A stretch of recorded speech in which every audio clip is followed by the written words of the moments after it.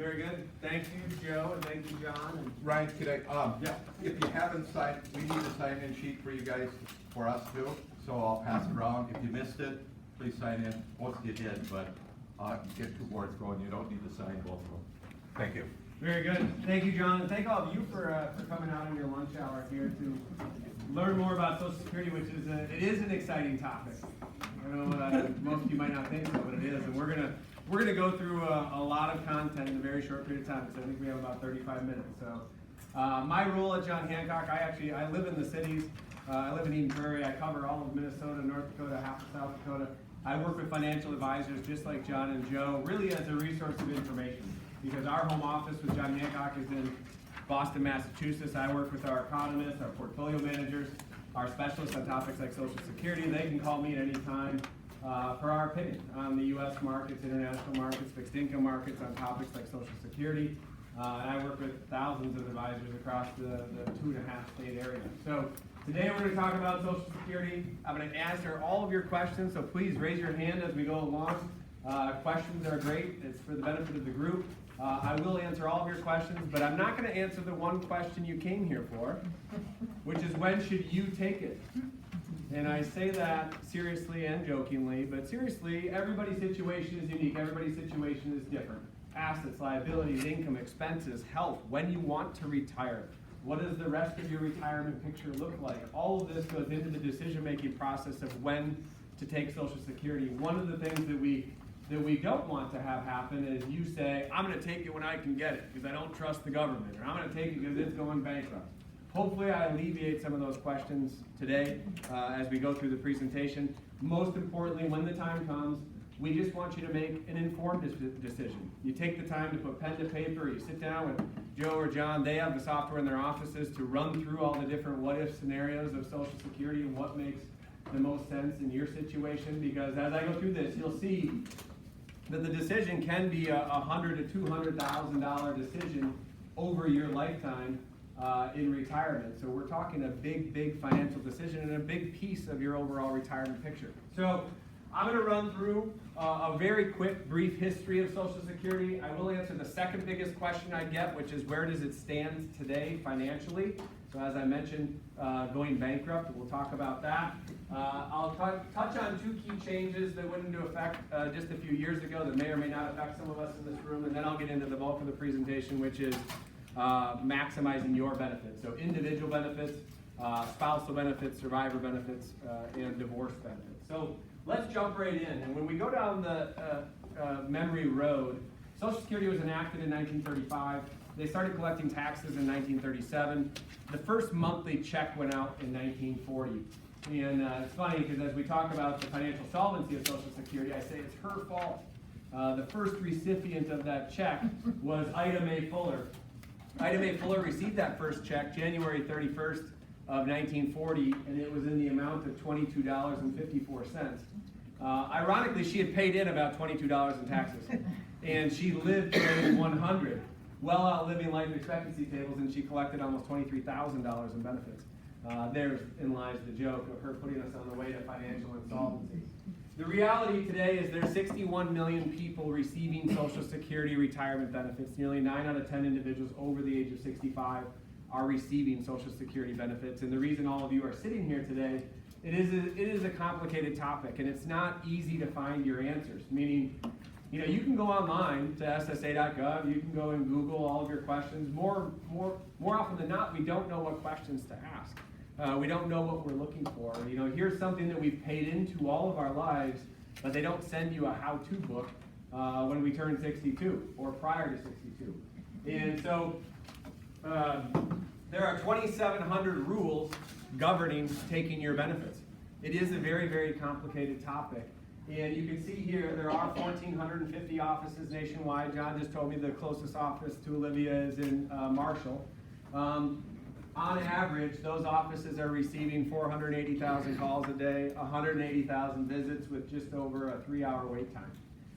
And here's the kicker with the Social Security Administration, is that they're not there to strategize, right? They're not there to sit down and plan and really talk about the what-if scenarios and walk you through all of your different options. They're fantastic when you are ready to file for your benefits and go ahead and take your benefits. And because they are so widespread, 1,450, I'm not sure how many employees, but a lot, there is a lot of misinformation that's given out. I've been given this presentation for just over a decade.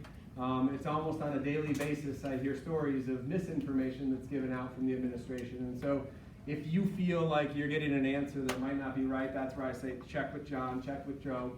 They will check with Edward Jones, they'll check with me to make sure you get the answers that you're looking for. So where does it stand today? It is in financial trouble. But the second bullet point's the most important, which is it most certainly will be fixed. And I'll talk about some of those potential fixes in a minute. And when we say it won't grow fast enough, that's just to let you know, once you start receiving your monthly benefit, your benefit has the ability to grow every year with inflation. And they announce that inflation number for the following year every October. So it was just announced in October. Does anybody know what that number was for next year? 1.6%. So a 1.6% raise is what recipients will be receiving on their monthly check next year. So not necessarily keeping pace with food costs, transportation costs, housing costs, obviously healthcare costs. Not to mention that a lot of times those raises are also met with a raise in Medicare premiums, which are being pulled off of your Social Security check as well. So not a huge raise when it comes to inflation. So why are we in financial trouble? I think that this slide really tells the story extremely well. If we compare 1935 to today, we're living longer, right? Life expectancies in 1935 was mid-60s. Today, it's mid-80s. When the program was first introduced, it was covering retirement benefits. Today, we cover retirement benefits, spousal benefits, survivor benefits, disability benefits, divorce benefits, which I don't even have up there. And when it was first introduced, we had 160 workers per recipient. That's 160 workers paying taxes per recipient receiving benefits. Today, that number is 2.8 workers per recipient. So we can all kind of see the recipe, the math there, that gets us into a little bit of a financial bind. Now, I will tell you that the 160 is a little misleading because that was year one. But a decade in, it was about 40 workers per recipient. 2 decades in, it was about 30 workers per recipient. Still a far cry from the 2.8 workers that we're at today. So what does it mean when we're in financial trouble? Well, the key date is the date in the upper right corner, 2035. So every year there's a financial solvency test or viability test done in Social Security. And every year the newspaper headlines blast out, and what they'll say it's the year that it's going bankrupt. That's what the newspaper headlines really want to strike fear in you. But 2035 is the date, and the date really hasn't changed. It's been 2034, 2035 for the last decade. But every year that it's presented to you, it's as if it's new news. They're really trying to scare you. So when it does come out next year, just say, oh, that John Hancock guy told me. The date hasn't changed. And what that date signifies is the date at which the trust fund is projected to run dry, and current tax revenue will only be able to cover 75% of the benefits. That's if nothing's done. So nothing's done, all of you are receiving your checks, trust fund runs dry, tax revenue will only be able to cover 75% of the benefits. That means all of you get a 25% pay cut. You guys don't look worried enough, right? Do we really think that that's going to happen? We don't, and I'm going to show you the fixes on the next page. But that's what that date signifies, so just know that when you see it. The other 2 dates, 2010 and this year. 2010 was the single only year that we paid out more in benefits than we received in tax revenue. You might say, why 2010? Well, think of the financial crisis, 07, 08, 09, we slashed jobs, jobs. We rolled into 2010 with a double-digit unemployment number, and obviously we paid out more in benefits than we received in tax revenue. However, since 2010, we've added 200,000 jobs a month pretty consistently for almost 10 years now, and we're at a 50-year low unemployment number of 3.5%, yet we are going to reverse course this year with a 3.5% unemployment number. Why is that? Well, it's because of all of you in this room, right? We have 10,000 baby boomers who turn 62 every single day and who have the ability to turn the switch on and start receiving their benefits. So we are now on the path to 2035 unless something is done. So what could be done? Well, I have 12 potential fixes up here. I'll just highlight a few that I would say are probably the most likely to be, one, debated on throughout this next presidential election year, and two, the most likely to be actually changed. Here's the good news is, and I can't guarantee it, but most of these aren't going to affect any of you in this room. meaning they're not going to affect those who are receiving benefits and or close to receiving benefits. Who it will affect is younger generations and or just the working age population. So if you continue to work into your 60s and receive your benefits, then you might be affected some way, somehow, through taxes and or an adjustment to the payroll tax cap. So let me address a couple of these. The first one, it says raise the full retirement age.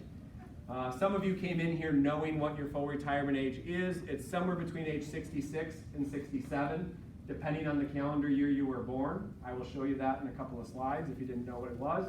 Raising the full retirement age wouldn't be for you, it'd be for me, right? I was born in the 70s. They could say, hey, your full retirement age today is 67, but because when you were born, we move it to 69. We're living longer, right? You're born in the 80s, we move it from 67 to 70, and so on. We're living longer. And by doing that, we add on decades to the solvency of Social Security, not affecting any of you in this room. Now, recalculate the cost of living adjustment. I kind of laugh at that one because that's an idea of giving us smaller raises, right? Remember the raise next year, 1.6%? So that one's not going to necessarily save the system. But this one right here, the payroll tax cap, is probably the most debated and most likely to be adjusted or changed. And that payroll tax cap today is $132,900. That's the amount of income that we're paying our Social Security tax on. So if I make $132,900, I pay that payroll tax or Social Security tax on the full $132,900. If I make $250,000, guess what? I pay it on the $132,900. If I make $2 million, I'm paying it on the $132,900. So the idea is to raise that. Raise it to $250, raise it to $500, or the next bullet point, which just says outright eliminate it. And there is a study that was just done. If we raise that to $250, you add on 53 years to the solvency of Social Security. So a pretty small adjustment with a huge impact. Another one that also affects higher income earners, and it says reduce benefits for higher income earners. This was actually debated on in the last election, and it's called means testing. Essentially, you've done a tremendous job of building up your nest egg. You have several millions of dollars of income. Essentially, you don't need Social Security, will phase you out of receiving it. But that has been something that's talked about. The most immediate impact would be right here, which would be just to raise taxes. So today we pay 6.2%. Our employer pays 6.2%. There was a study done a year ago. If we raise that by 1.3%, we add on 70 years to the solvency of Social Security. So it's not likely to be just one of these, maybe an adjustment to a few of them. Maybe a basis point or two on taxes, an adjustment to the payroll tax cap, adjustment to full retirement age for younger generations, and before you know it, you add on 100 years to the solvency of Social Security, all with which wouldn't be met with a tremendous amount of resistance, we wouldn't think. However, here's the kicker. Remember, it's all political.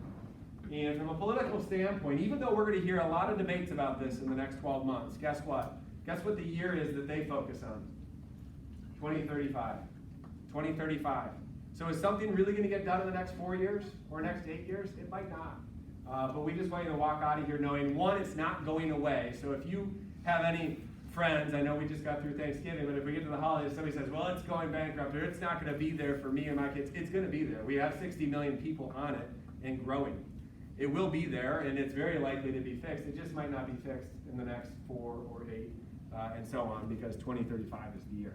So, two key changes. I'm going to address this, but given as I look at this crowd, it may not affect any of us in this room. The Obama administration, back on November 1st of 2015, put through their bipartisan budget bill. And in that bipartisan budget bill, they eliminated two key advanced claiming strategies for Social Security. One of them was called file and suspend. That is gone, not available to any of us in this room. The other one, though, is slowly being phased out, and it's called the restricted application. It's only available to those individuals who are born in 1953 or earlier.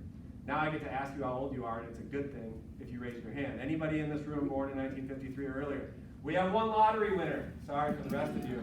We have one lottery winner in the group who has an ability. I have to say the caveat, if you're born January 1st or January 2nd of 1954, it also works. I had somebody the other day who was born January 1st. But what, and you guys have to sit through for 1 minute while I say what it is that we all missed out on. The restricted application, what it does is it gives her the ability at full retirement age, which is 66, to actually choose a spousal benefit off of her spouse or ex-spouse and let her own benefit continue to grow for the next 4 years, and then she can switch over to her maxed out benefit at age 70.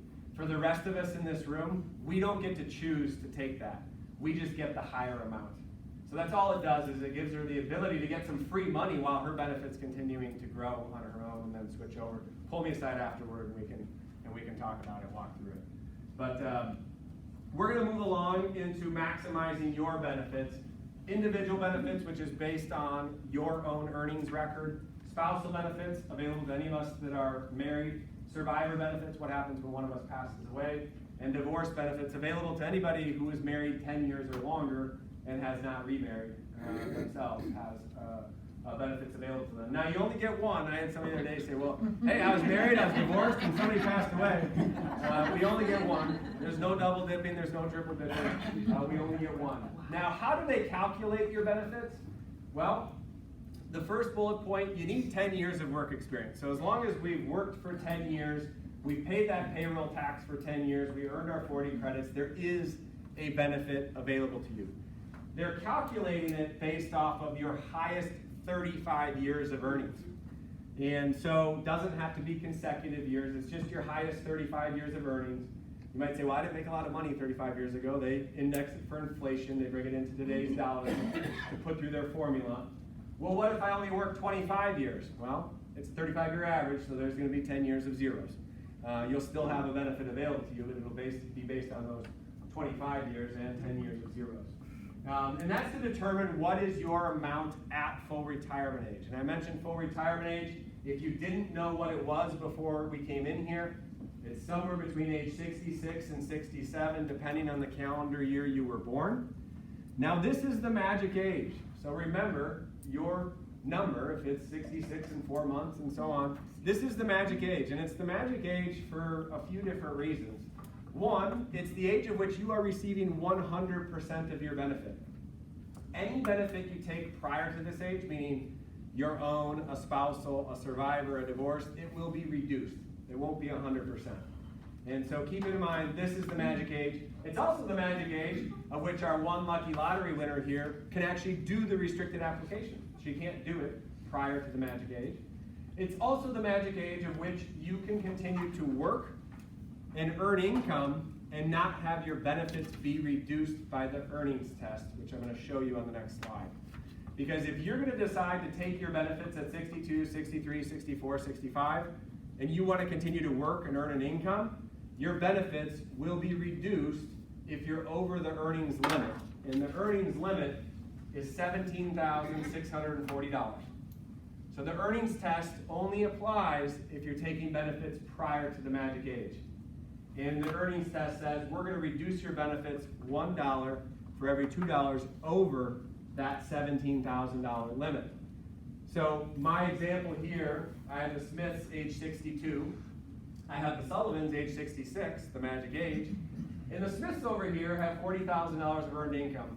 And they say, well, hey, if we file for benefits this year, we get an extra $20,000 of Social Security.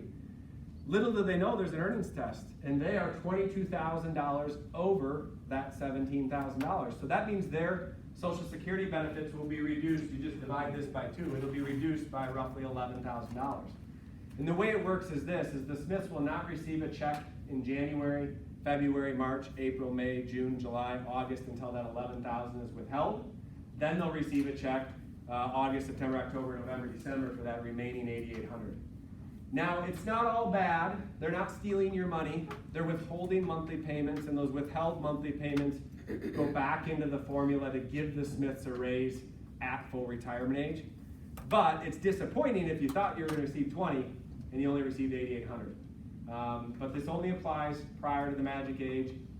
The other caveat to that is the year that you turn the magic age, that limit goes from $17,000 to $46,000 in the year that you turn full retirement age. Now, it's only earned income, so it's not rental income, it's not pension income, it's not IRA withdrawals, 401k withdrawals, it's earned income, and it's on an individual basis. So if my wife wants to go ahead and file for her benefits, my earned income is not going to impact her benefit. Once you reach full retirement age, you can make as much money as you want, You're not going to be impacted by it. Questions about the earnings test? All right, let's dive in. There we go. Very quickly, I have a life expectancy chart on here because I'm going to talk about the benefits of delaying as long as you can. And the reason that I'm going to talk about delaying is because the benefits of delaying today are greater than they've ever been because we're living longer and there haven't been meaningful changes to Social Security in over 30 years. And so if you look at life expectancy tables, the probabilities are in our favor. You know, you have a 50% chance of males or females making it to our late 80s, and what we call joint life expectancy on the bottom. One of you is going to be around in your 90s, and usually this is where we turn to each other and say, it's not going to be me, right? But we're planning for a 30-year retirement, and we keep these numbers in mind when I go through break-even analysis in just a minute. So let's get into our own benefits. And so I've put some hypothetical numbers up here. We'll pretend it's me. You can say, we get to full retirement age, I'm receiving 100% of my benefit. And in this instance, 100% of my benefit is $2,000 a month. Now, if I want to take it early, because if I take anything early, it's going to be reduced. You can see it's reduced by 25%. So instead of $2,000, I'm receiving $1,500. On the other side of it, if I want to wait all the way to 70 and max out my benefits, I'm getting a 32% increase. That means my benefit is growing by 8% a year, year in and year out. And keep in mind, there is no investment out there that can guarantee you an 8% growth rate a year other than Social Security. And now I'm receiving $2,640. The difference between this and this is $1,140 a month. That is a 76% increase in your monthly income for waiting 8 years. And that's not just my example, that applies to all of you in this room, a 76% increase for waiting 8 years. It's pretty significant. And the problem is a lot of us want to retire sometime in there. We want to retire at 62, 63, 65. How do I make it to 70? I always disappoint everybody in the crowd and say, just keep working, right? Just keep working, because it becomes a much more difficult decision if you're actually going to start drawing on your assets while letting this wait. The break even becomes a little more difficult. When it comes to the decision, it's not a 3-year decision, right? You can take it at any month of time. 62 and a half, 64 and 9 months. Every month you wait, your benefit is growing. So keep that in mind. When it comes time to filing for your benefits, you can do it 4 months in advance. So if you know you're going to wait till full retirement age, you can do it 4 months in advance. Specify full retirement age as the date that you want to go ahead and take and start your benefits. Questions about individual benefits? I did put the max benefit on here on the bottom. This year that's paid out is $2,861, or just over $34,000 this year. I put that on there just as a reminder because I used that example of somebody who makes $2 million a year but only pays the payroll tax on the 132. They're not getting an outsized benefit, meaning benefits are capped. And so you can see the max benefit that's paid out this year at full retirement age. So the big question is, where's the break even? And my break even, I'll say, is fairly conservative. But when I say conservative, I'm on the lengthier side of it, and I would argue that our break even's about 12 years. And here's what I mean by that. I asked the question, if I wait till 66, right? So I'm going to delay till 66, I'm going to take my $2,000 a month. The question I ask myself is, how long do I need to live before I put more money in my pocket than if I took it at 62, 63, 64, 65? And my answer is age 78. So I took it at 66. As long as I live till age 78, I've now put more money in my pocket than if I took it at any time prior to that. If I wait till age 70, I need to make it to age 82. 12-year break even. Now back to those life expectancy slides where we have a pretty good chance of making it to our late 80s, early 90s, maybe longer. And it's definitely in our favor as far as the benefit goes to delay as long as we can. Now, all of us are thinking, but I know somebody who passed away in their 60s. I know people who passed away in their 70s. I know people who passed away earlier.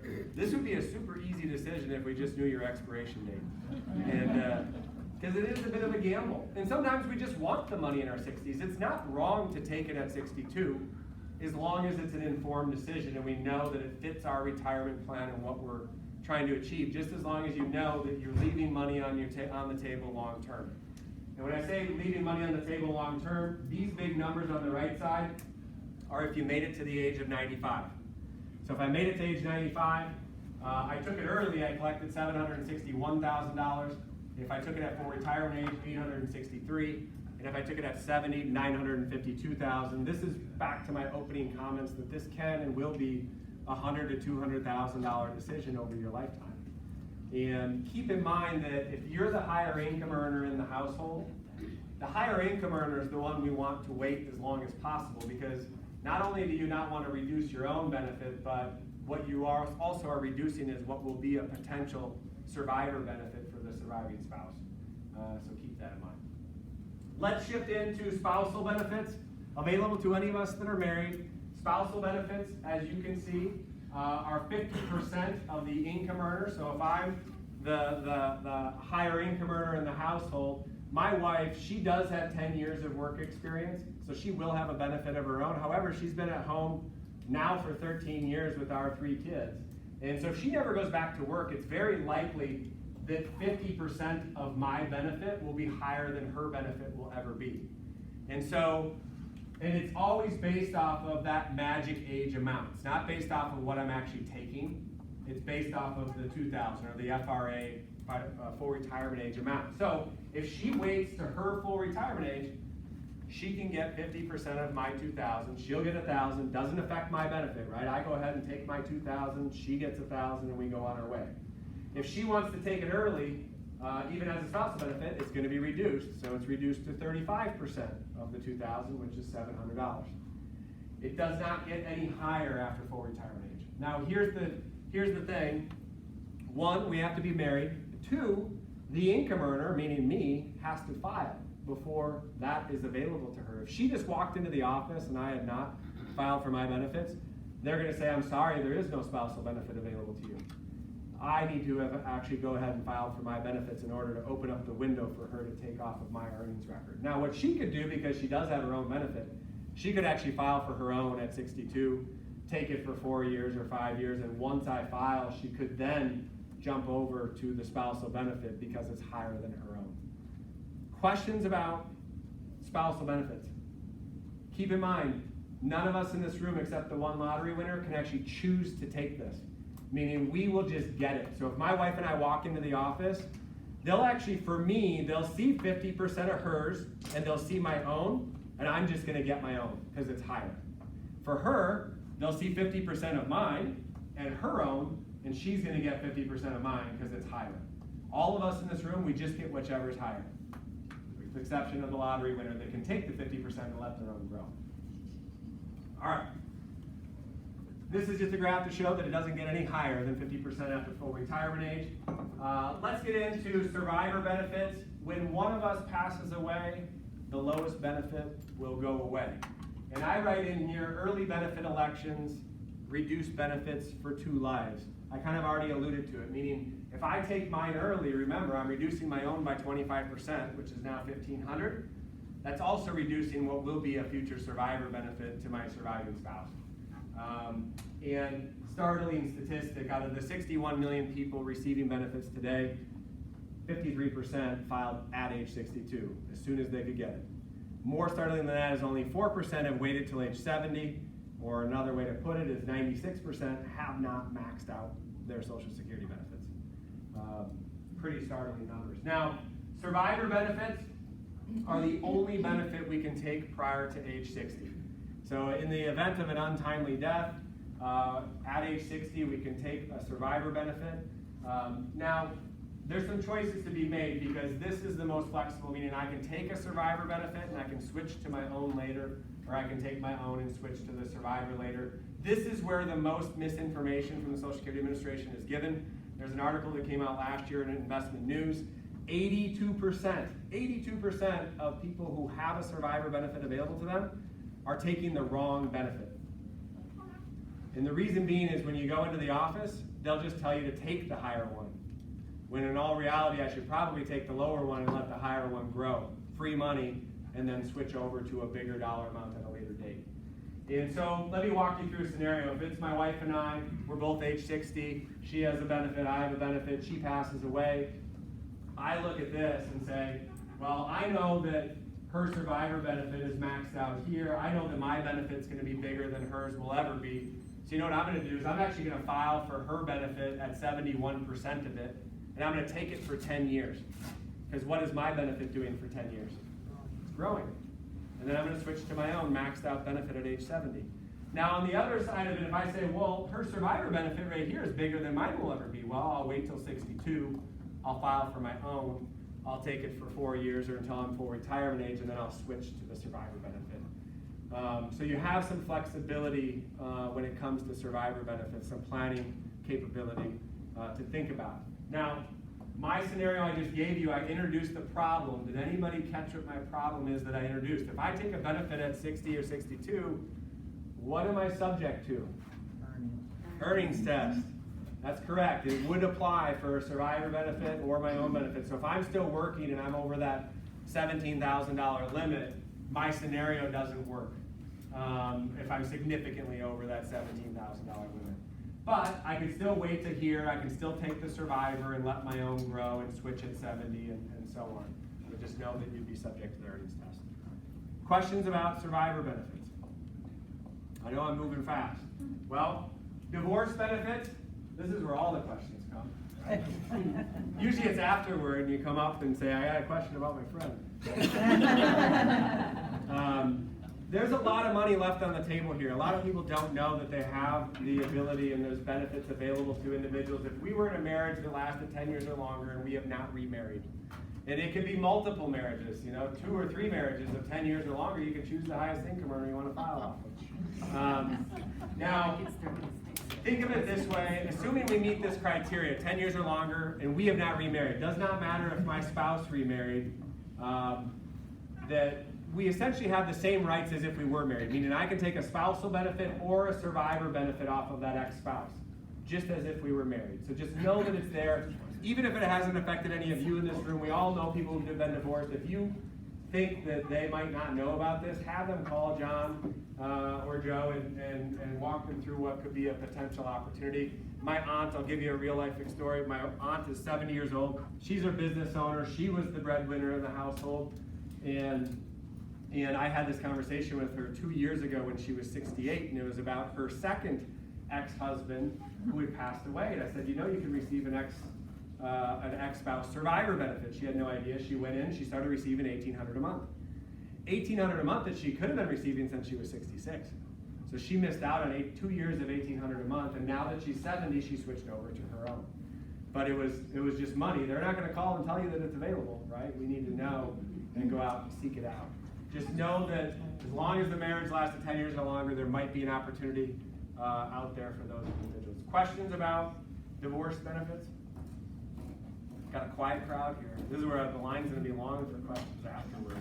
I know how it is. Well, we're going to wrap it up. I know we've breezed through a lot of information. I talked about the benefits of delaying. The big question is, why would I take it early, right? And the reason I take it early, most importantly, is I need the income. Meaning, if 62 is your retirement date, and this is a piece of your retirement plan, that's great. Congratulations. The other reason I might take it early is obviously health concerns, not only for myself, but family members, which impact my potential longevity. Are we married? What is the age difference between spouses? If there's a big gap in age, we need to consider that as well, because that's a potential survivor benefit that's paid out over a longer period of time. So there's a lot of things that go into it. What I would say is the most important thing is, prior to the time coming, you figure out your plan of when you want to take it. Wait as long as possible, and you can flip the switch at any point in time. If you say, I can't take it any longer and I want to turn it on and go ahead and file for your benefits, go ahead and do so. Just make sure you have that plan in place, put pen to paper, sit down with John or Joe and look through and use the software and look at it in the greater context of your overall retirement plan, because the goal is to give you the highest probability of success in retirement. So with that, I'll be happy to take any questions. I know we have another group coming in here at 12:15, but any questions? Quiet crowd. Yes? So when I get the information that they mail out to me every once in a while to tell me what my full retirement. Yes. I was born in 55. Yeah. They always tell me 66 and 6 months. Yours is 66 and 2 months. Why is it different? I'd have to go back to that slide. Oh, I'm sorry. Yeah, Mine is correct. Yeah. I'd have to go back. The only thing I could look at is there is a different full retirement age for survivor benefits than your benefits. So that could be the difference. And I haven't looked at a paper statement in a long time. But that could be, there is, and I don't have it in here, but the full, I don't know why they make it so complicated, but the full retirement age is different for survivor benefits than it is for your own benefits. And that could very well be the case. Yeah. Other questions? What I will say, because I didn't mention the paper statement, you know, they're only sending it out now if you're over the age of 60 and you have not registered at SSA.gov. I would encourage you all to go to SSA.gov and create your account, go through the laborious security questions that they have, because you're going to get access to everything that's in a paper statement, meaning your earnings record, your estimated benefits at 62, full retirement age at 70. If you have a very simple situation, you can file online when the time comes. But that way you have all of the information, because you might not be seeing a paper statement. They actually are saving $70 million a year by not sending out paper statements. So that's a good thing. Well, with that, I'll be up here if you have any more questions before you leave. If not, I'll say direct them to John and Joe. Thank you all for coming. Hopefully you found this beneficial. If you do have any questions, feel free to talk to John and I as well. If we don't know the answer, we'll get it from Mr. Ryan Curry. There's also pizza left over in the back. If you guys are still hungry, feel free